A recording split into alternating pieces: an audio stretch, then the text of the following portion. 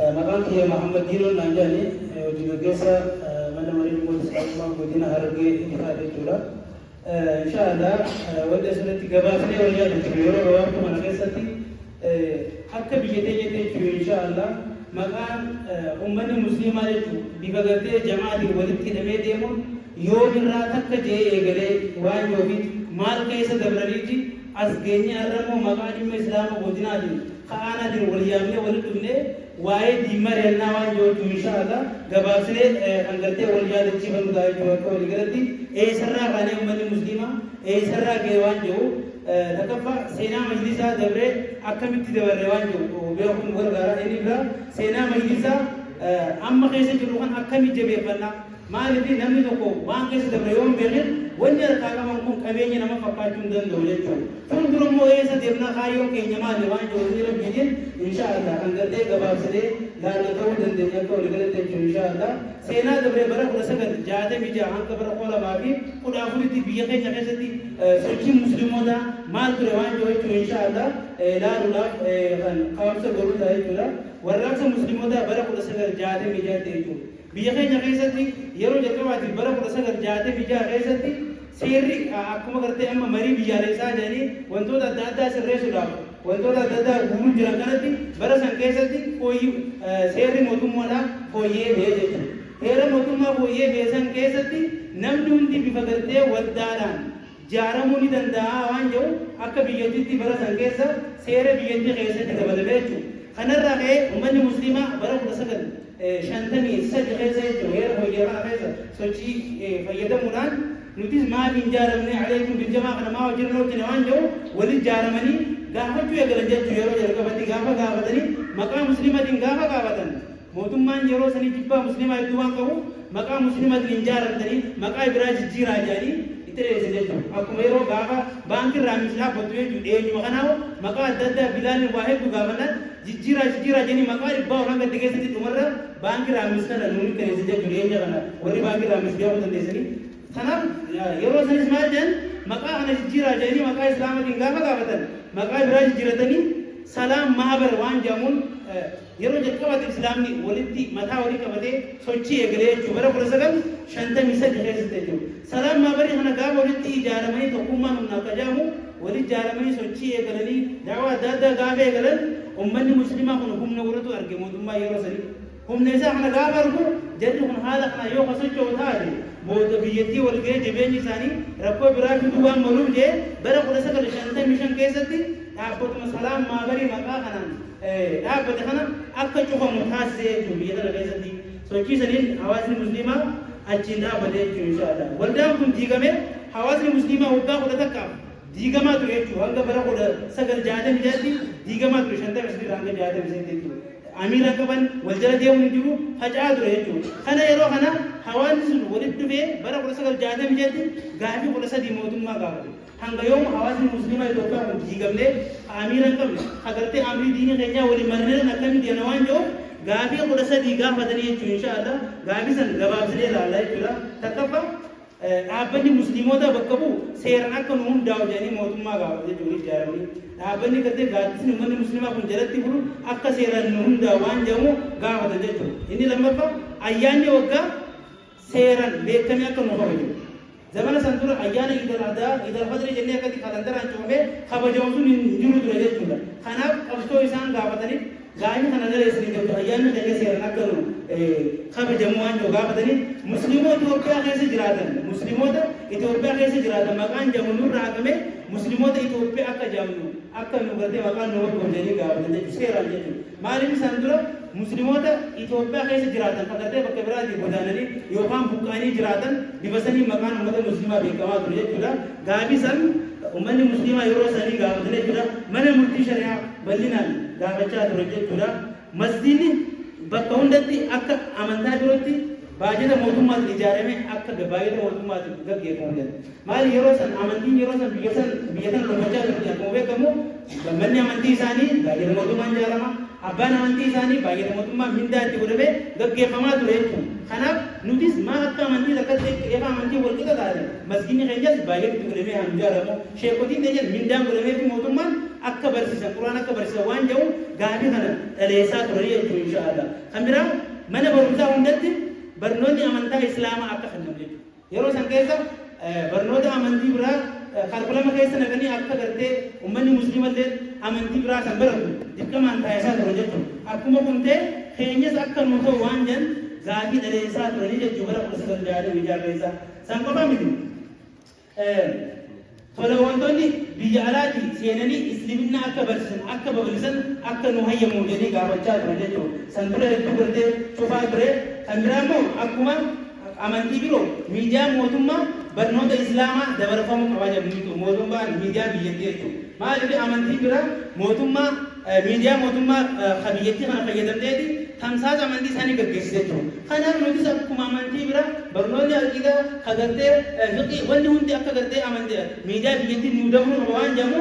يرو سانكيس دابچات رجيجو إن شاء الله خمرا مسلموتا بيجيتي خيساتي akka amatti ilaalamuun jiru kun nurraate abbumma abbaa lafummaa keenya akka gartee nu mirkanaa'u jedhanii gaafii gaafachaa turanii inni bira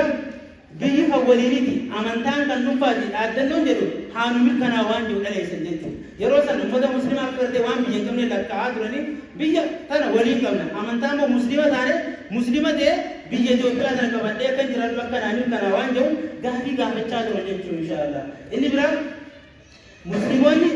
Oji motumma hunda keessa galfame akka nu qaatamu jedhanii gaafachaa turan jechuudha. Santura muslima taate baratteetu waliin deemtu yoo barattees qaataramuun hin jiru jechuudha. Qaataramtee hawaasa muslimaa tajaajiluun hin jiru jechuudha inshaallah. Kabira waldaan dargaggoota dubartoota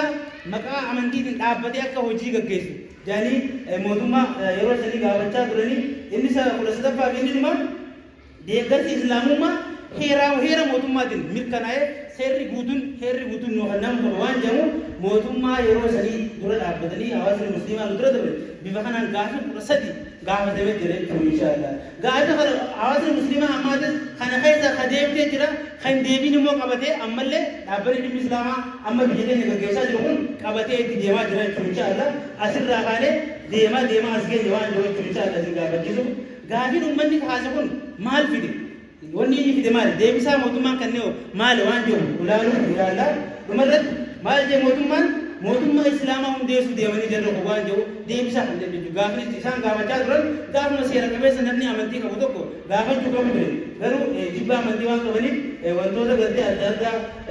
isaaniin jechaa jiran jechuudha inshaallah. Kun gaafa gartee deebisaan kun hedduu uummata musliimaa gaafuma hojjetu hiriirri yeroo jalqabaatti akka biyyattiitti jechuudha. Hawaasa muslimaatti jechuudha. Deebisaan mootummaa sultanii waan itti tolaniif. Allahu akbar. Sanboota bu'aa warraaqsi musliimotaa bara 1966 maali waan jiru ilaaluudhaaf mormii uummata hedduu kakaase uummata gaafa deebisaa san deebisuuf hawaasni musliimaa hiriira ba'ee mormii adda addaa kaasanii akkasumas mormii adda addaa isaan kaasan kanaan mootummaan hasee kan gartee bara dheeraa biyyattii bulchaa ture Haile Sillaaseen waaqumee guyyaa lamaa bara 1967 akka gartee aangorraa kaasu maaliif wanti sargilii yookaan mormii uummanni musliimaa kaaseen babal'atee jechuudha biyya keessa babal'atee akka gartee aangorraa kaasu taasifame jechuudha inshaallah. Kanaaf uummanni musliimaa jaarmaa biyya kanaa keessatti amantii arra nungee kana keessatti gahee inni qabu jechuudha inshaallah akka waliigalatti irraa hubannu ta'a jechuudha. Inni biraa maqaan musliimoota Itoophiyaa keessa jiraatan kan jedhu sadarkaa afaanitti nurraa fi hawaasa gartee uummata musliimaa Itoophiyaa jechuudhaan wanti gartee akka ka'umsatti ni jira jechuudha. Deemee gaafa gartee wanti kun babal'achaa deemu san dura parsantiin uummata musliimaa illee hedduun beekamu ture jechuudha. Hawaasa musliimaa keessa yaalaa turanii gaazexaa yeroo jalqabaatiif hawaasni musliimaa parsantii 55 biyya tanaa akka ta'e yeroo jalqabaatiif qabsoo hawaasni musliimaa dura bifa jaarmaan ijaarame taasifame gabaafame jechuudha inshaallah. Allahu akbar. Dhuma irratti yeroo jalqabaatiif bitootessa 28 akka lakkoofsa biyya keenyatti bara 1968 የኢትዮጵያ እስልምና ጉዳዮች ከፍተኛ ጉባኤ አንጀሙ yeroo jalqabaatiif dhaabbanni dhimmi islaamaa bara 1968 jechuudha eenyu kana jechuudha inshaallah.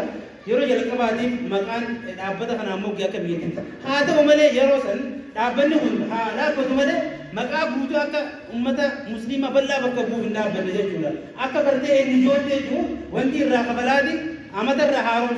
haaromsaa jiraachaa ture jechuudha. Waggaa 3 kan haaromaa ture ta'uu isaatiin Ini bira bakka jaadem saddeet hanga saddeettamii sadii jechuun hanga gartee bara dargii keessatti jidduu kana maal ture waan ta'u majlisni bara dargii keessa maal irraa akka ture hundi keenya gartee umrii isaan keessa ture waan ta'eef hawaasa musliimaa hedduu burjaajessaa turanii wanni hedduu ta'aa ture jechuudha inshaallah akka walii galatti kan ta'e ta'uu isaati jaadamii saddeettamii afurii hanga 2002tti wanta ture jechuudha inshaallah keessattuu bara saddeettamoota keessa gamana dhufnee saddeettamii afurii hanga gartee dhuma yaadi kana jechuudha inshaallah hawaasa musliimaa ibin bara san keessa namni tokko qorannoo gaggeesse hawaasa musliimaa biyya tanaaf ta'uu finna jedhanii qorannoo kijibaa qopheessanii hawaasni musliimaa Itoophiyaa ta'u gosa akkanaati jedhanii biyya alarraa Libaanosirraa uummata galchaa hawaasa sheekotii keenya akka godhaa turan hundi keenya ni beekna waan ta'eef kun hawaasni musliimaa gaafa sanis tokkummaadhaan dura dhaabbatee jiru inshaallah kan gartee mormate ta'uu isaati bara 2002 Yahudichi kun xiinxalaa siyaasaa Ameerikaa kan ta'e jechuudha qorannoo inni gaggeesseen islaama biyya tanaaf ta'u finna jechuudhaan yaada dhiyeessee sababa kanaaf jechuudha biyyi teenya kufaatii adda addaa keessa turte jechuudha inshaallah kana hunda waan keenya tokkummaan bara kan dhaabbate ta'uu isaa kan agarsiisudha sababa kana mormiilee adda addaa awwaliyaa masgida Anwaaritti akka biyya keenya jechuudha inshaallah wantoota adda addaa gaafa kaafamu keessattuu gaafa Habashiin biyya tana fudhachuudhaaf wantoota adda addaa gaggeessaa turte san hawaasni musliimaa gaafa sanis wantoota sadii gaafachaa turanii takkaffaa majlisni uummataaf akka deemu maaliif sheekotii gubbarraa muudanii as galchuun hunda keenya dhibeenya waan ta'eef muwaazina nuutu sii fila jechuun beektota keenya xiqqeessuun wantoota adda addaa ta'ee jira ifin mootummaan bira dhaabbatee leenjii dirqamaan kannisiisuun wanta gartee seenaa biyya keenyaan gurra keenyaan dhageenyee beeknu ta'uu isaati mormii faallaa masjida keenya keessa dhaabachuu qaba kan jedhu gaafachaa turanii mootummaan harka isaa nurraa haa kaasuu amantii ulfaateeffatee amantii teenya nuti beeka mootummaan gidduu galmuu qabu waan jedhu hedduu kaasaa ture jechuudha akka walii galatti kun gisee mormii gartee hawaasni Itoophiyaa agarsiisaa ture gartee wantichi agarsiisuu isaati akkasuma barattoonni illee jechuudha barattoonni hedduu mormii yuunivarsiitii adda addaa keessatti haaskuul keessatti hundi taasisaa ture jechuudha yeroo sanis amsa gartee mormii uummanni musliimaa gaafate kanaaf deebisaa gartee mootummaan kan nuuf gaafa laallu tuuta xiqqoo jedhuudhaan mankarista shororkeessa mootummaa islaamaa dhaabuuf deeman kajaa'u ulamaata gurguddoo xiqqeessaa ture jechuudha inshaallah alhamdulillah wanni inni dabartii deemaas jechuudha filannoo sobaa gaggeessuudhaaf isiniif illa jechuudha filannoo kana deemu ta'uu isaati hidhaa ajjecha wanta hedduun gaggeeffamaa ture jechuudha inshaallah kun bu'aan gartee gaafa san hawaasni keenya godhaa ture maal nu fide waan jiru ilaaluudhaaf yeroo jalqabaatti muummichi ministeeraa obbo Mallas Zeenaawi garaafate jiru maaliif masjiduma keessa teenyee du'aa godhaa ture mataa qabaa ture amantii keenya tuqe mataa qabnee qabritti rabbi galchee jiru Allahu Akbar Allahu Akbar diigamiinsa mootummaa wayyaanee sababa guddaa kan ta'e qabsoo uummanni musliima jalqabarraa kaasaa ture jechuudha gaafa mata guddaan isaa keessaa kutu jarri duraanuu jirtu adda facaatee walii qabamtee wanni itti cimtee biyya guddee jechuudha inshaallah saniin rabbi subhaanahu wa ta'ala nurraa diigee jechuudha alhamdulillah kana gaama deemaa dhufee gaafii abbootiin keenya bara 1966 gaafatte 13 reemu kana listi godhee laallisan jechuudha san keessa deebisaan deemuu eegalee jechuudha inshaallah maaliif dhaabbanni biyya tanaa maqaa islaamaatiin akka nu muggoo jedhii gaafachaa ture jechuudha san deebisaa sanii rabbi subhaanahu wa ta'ala amata 45 booda labsii akka biyya keenyatti eega mootummaan jijjiiramaa dhufe labsii humna kaafii 200 fi duwwaa darbu bara 2012 keessatti mana marii dhimmoota islaamummaa Itoophiyaa jee paarlaamaa dhiyaate seeraan jechuudha seeraan rabbi subhaanahu wa ta'ala nu gartee akka mirkanaa'u taasisa jechuudha inshaallah Allahu Akbar san booda